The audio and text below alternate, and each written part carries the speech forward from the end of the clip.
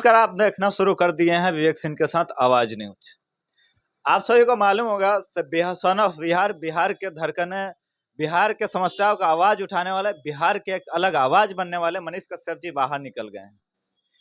मनीष कश्यप के कुछ चहेते हैं और कुछ दोस्त हैं और साथ ही एक पत्रकार भी हैं जो मनीष कश्यप जी के बारे में बहुत अच्छे से एनालिसिस किए हैं, जानते हैं और मनीष कश्यप जी के बारे में कुछ बताएंगे।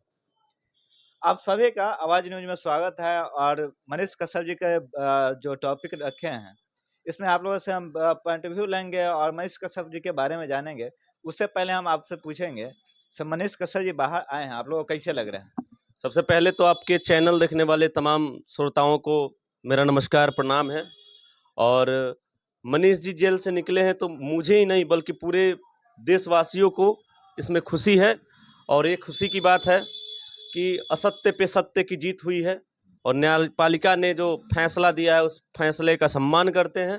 और मनीष जी का इस चंपारण के धरती पे तहे दिल से स्वागत है। पत्रकारों के लिए बहुत गर्व की क्षण है। आपको कैसा लग रहा है सर मनीष जी बाहर आए हैं? बहुत ही अच्छा लग रहा है और बहुत ही खुशी हो रहा है कि सन ऑफ बिहार मनीष कश्यप भैया आज हम लोगों के बीच में आ चुके हैं और वैसे ही फिर से दहाड़ते हैं। जैसे शेर की तरह पहले दहाड़ते थे वैसे ही हमेशा दहाड़ते रहेंगे शेर की उनके तरह। बाहर आने से आपको कितना मोटिवेशन महसूस हो रहा है? बहुत ही ज़्यादा मोटिवेशन मिला है और हम लोग को सबसे बड़ा हिम्मत मिला है कि आज सत्य की जीत हुई है। क्या भ्रष्टाचार के खिलाफ सही पत्रकार बंधु मनीष कश्यप जी जैसे आवाज उठाएंगे? बिल्कुल उठाएंगे, सभी उठाएंगे, हम सब मिल के बिहार को बदलेंगे। सर मनीष कश्यप जी बाहर आए हैं, सरकारों की चिंता बढ़ गई है, क्या लगता है कल से अब क्या कैसा सरकार के लिए चुनौती खड़ा होगा? सबसे बड़ी चीज़ मैं इस क्वेश्चन पे आपको आंसर दे दूं कि किसी की भी सरकार हो, भाजपा हो, आरजेडी हो, कोई भी पार्टियां हो, मनीष ने कभी भी इसलिए मैंने बोला सरकार के लिए क्या चुनौती होगा? सरकार के लिए चुनौती की बात इसलिए है कि मनीष कश्यप कभी भी करप्ट सिस्टम का साथ नहीं दिया है। मनीष कश्यप सच के लिए आवाज़ उठाया और सच्चाई के लिए लड़ता है। तो आज मनीष कश्यप 9 महीने जेल के अंदर बंद थे, तो ना जाने मनीष कश्यप जैसे आज की डेट में हजारों मनीष कश्यप ने वैसा मनीष कश्यप बना दिया। और आज मुझे खुशी हो रही है कि एक मनीष कश्यप के चलते आज हजारों मनीष कश्यप हो गए हैं। और आप लोग तो बैकबोन हो और बिहार के सिस्टम को बदलने में आप लोग का सबसे मुख्य योगदान है और इस चीज़ के लिए आप सबको पहले दिल से बधाई। और आपने बोला सर मनीष कश्यप जी किसी पार्टी का हो या किसी का वो समर्थन नहीं करते। मनीष कश्यप क्या किसी विचारधारा का विरोध नहीं करते या भ्रष्टाचार के विरोध करते हैं? देखिए, सबसे पहले तो मनीष कश्यप जी भ्रष्टाचार के खिलाफ लड़ते हैं।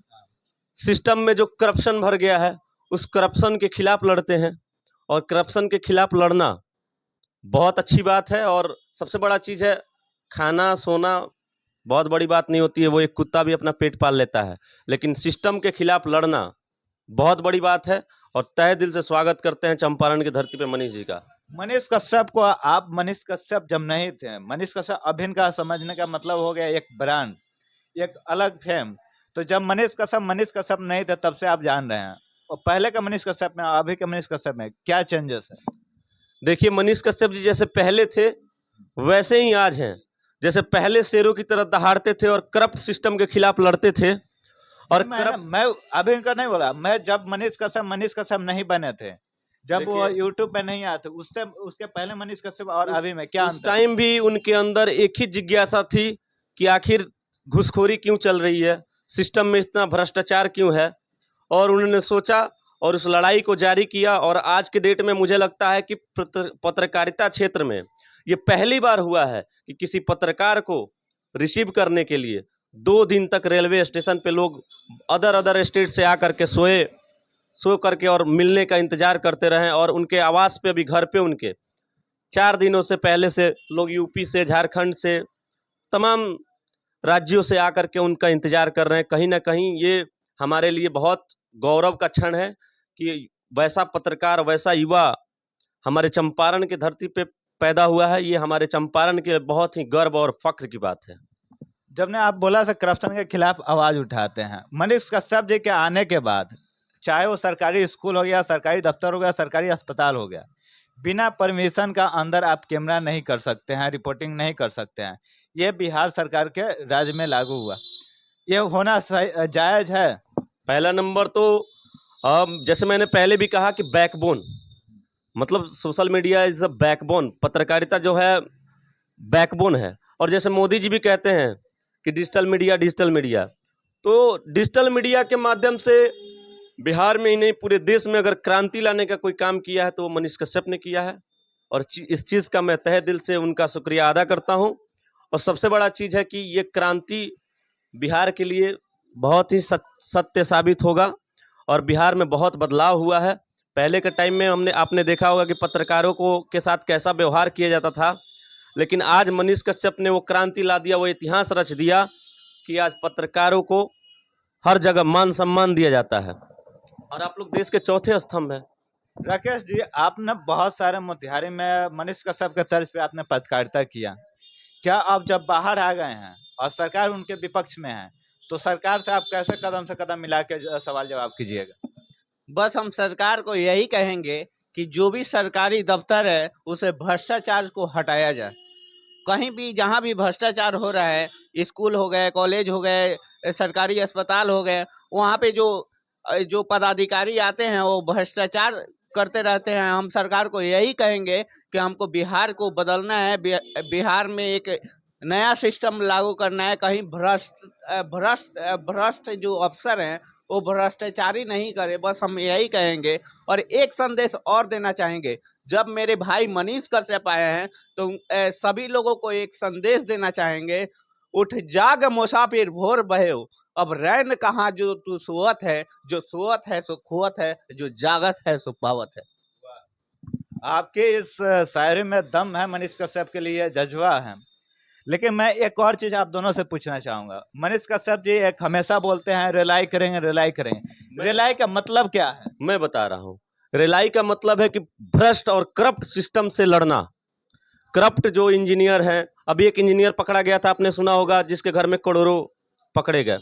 तो जो भ्रष्ट पदाधिकारी हैं उनको उन्हीं के लैंग्वेज में समझाना होगा। इसको रिलाई कहते हैं, और इस रिलाई का मैं समर्थन करता हूँ। अगर भ्रष्ट सिस्टम के खिलाफ लड़ना सरकार के नज़र में अगर आपराधिक है, मतलब अगर भ्रष्ट सिस्टम के खिलाफ अगर आप आवाज़ उठाते हो, अगर आपको अपराधी बोला जाता है, तो मैं भी भ्रष्ट सिस्टम के खिलाफ लड़ता हूँ, तो मुझे भी बोल दे। रिलाई को बहुत लोग गाली की तरह लेता है, इस पे आप लोग क्या? मैं बता रहा हूँ, इस चीज़ का मैं सटीक आंसर दे रहा हूँ। एक चीज़ बताइए, चावल आप खाते हैं, चावल से भी फायदा है, नहीं खाएंगे तो नहीं जिएंगे, उसमें कार्बोहाइड्रेट होता है ना, उससे हानि भी पहुँचता है। तो एक बात बताइए, हर चीज़ का लिमिट होता है। खाना भी हम लोग खाते हैं, तो खाना में 2 रोटी खाते हैं तो सही है, 40 रोटी खा लीजिएगा तो अनपच हो जाएगा, पेट निकल जाएगा बाहर, या फिर तबीयत खराब हो जाएगा, सेहत खराब हो जाएगा।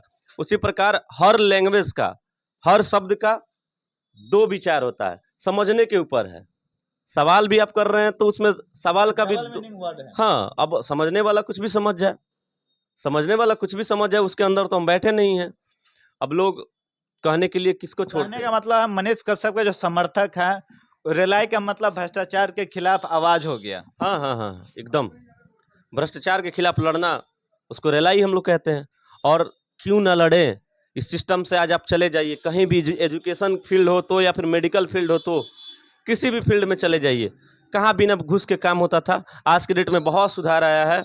मैं उम्मीद करता हूँ कि आप सब ऐसे ही साथ रहेंगे और सब मिल के लड़ेंगे ना। एक आदमी से नहीं होता है, सब लोग जब मिल के लड़ेंगे तो एक दिन अपने बिहार को जरूर बदलेंगे। इसलिए कि आज हम लोग दिल्ली जाते हैं, मुंबई जाते हैं, तो वहाँ पे हम लोगों को किस नाम से बुलाया जाता है? बिहरिया। क्यों बोला जाता है? भैये बोला जाता है। क्यों बोला जाता है? आज हम लोग यही चंपारण की धरती से सत्याग्रह स्टार्ट हुआ था। इसी चंपारण में चश्मा बनता था, बटम बनता था, इतने गन्ने की चीनी मिल थी, यहाँ पे रोजगार का स्रोत था। और बिहार 1961 में भारत का सबसे अमीर राज्य हुआ करता था। आज इन्हीं करप्ट नेताओं ने, भ्रष्ट सिस्टम ने आज बिहार को ऐसा कर दिया कि बिहार के मजदूर को 15,000 10,000 के लिए जा करके बाहर रहना पड़ता है, और वहाँ पे 10 बाई 15 के रूम में 5-5 आदमी, 6-6 आदमी, आपने देखा होगा, रहते हैं एक रूम में, अपना जीवन यापन करते हैं। और 15,000 का महीना मिलता है, गार्ड का नौकरी करते हैं, 12-12 घंटा ड्यूटी करते हैं, और उसमें से बचता कितना है? 7 से 8 हज़ार रुपया। यानी वो अपना पेट पालने के लिए बिहार के हमारे भाई मजदूर बन के मजदूरी करते हैं वहाँ। और वहाँ वाले हम लोगों पे तंगी दिखाते कि हम मालिक है, तुम नौकर है। क्यों आज हम लोग का भी तो सपना है भाई कि हमारे बिहार में कंपनी खुले, हमारे बिहार में बाहर से लोग आए काम करने। कब तक हम लोग दूसरे के यहाँ जा करके काम करेंगे, दूसरे की गुलामी करेंगे? इन्हें सब समस्याओं को उठाते हुए मनीष कश्यप जी को जेल भेजा गया था। चलिए मैं आपको अंतिम सवाल पूछूंगा, मनीष कश्यप को आप पत्रकार के रूप में देखना चाहते हैं, नेता के रूप में देखना चाहते हैं, किस प्रकार के देखना चाहते हैं? मैं बताता हूँ। सबसे पहले तो पत्रकार है, सही है, वो अपना पत्रकारिता कभी नहीं छोड़ेंगे, वो करते रहेंगे। लेकिन जहां तक नेता की बात है तो वो अगला मध्यम वर्गीय परिवार से में पैदा हुआ है। आप किस प्रकार देखना चाहते हैं? मैं देखना चाहता हूं कि भाई राजनेता बने भाई, इसलिए चाहता हूं कि भाई राजनेता बनेगा अगला तो एक चंपारण का लाल, यही चंपारण से सत्याग्रह हुआ था, तो एक चंपारण का लाल जिस दिन जाकर के विधानसभा में या फिर संसद भवन में बोलेगा, गरजेगा इसी आवाज में, हम लोगों की आवाज को बुलंद करने का काम करेगा, तो हमारे चंपारण के साथ साथ पूरे बिहार का विकास होगा और पूरे बिहार को विकास करेगा, क्योंकि वो अगला करप्शन के खिलाफ लड़ते आ रहा है। और यहाँ पहले से जो नेता बन के बैठे हुए हैं, देखिए अपने बल पे मनीष कश्यप आज कुछ भी हैं, अपने बल पे बने हैं, और हम सब भाइयों का एक सहयोग है, एक प्यार है। उनका कहना है से हाँ चांदी का चम्मच लगा पैदा नहीं हुआ, इसका मतलब क्या हुआ? इसका मतलब ये हुआ कि मान लीजिए कि अगर कोई मुख्यमंत्री का बेटा है तो वो डायरेक्ट उसके बाप के जगह पे उसको जगह मिलता है ना, उत्तराधिकारी बनता है, सीधे विधायक या मंत्री बन जाता है। लेकिन एक आम पब्लिक को उस चीज को पाने के लिए बहुत स्ट्रगल करना पड़ता है, लड़ना पड़ता है, जेल जाना पड़ता है, तमाम एग्जाम्पल मनीष कश्यप हैं। हाँ, तमाम परिस्थितियों से गुजरना पड़ता है। क्या आपने कभी देखा है कि किसी ठेले वाले के बेटा विधायक बन गया हो?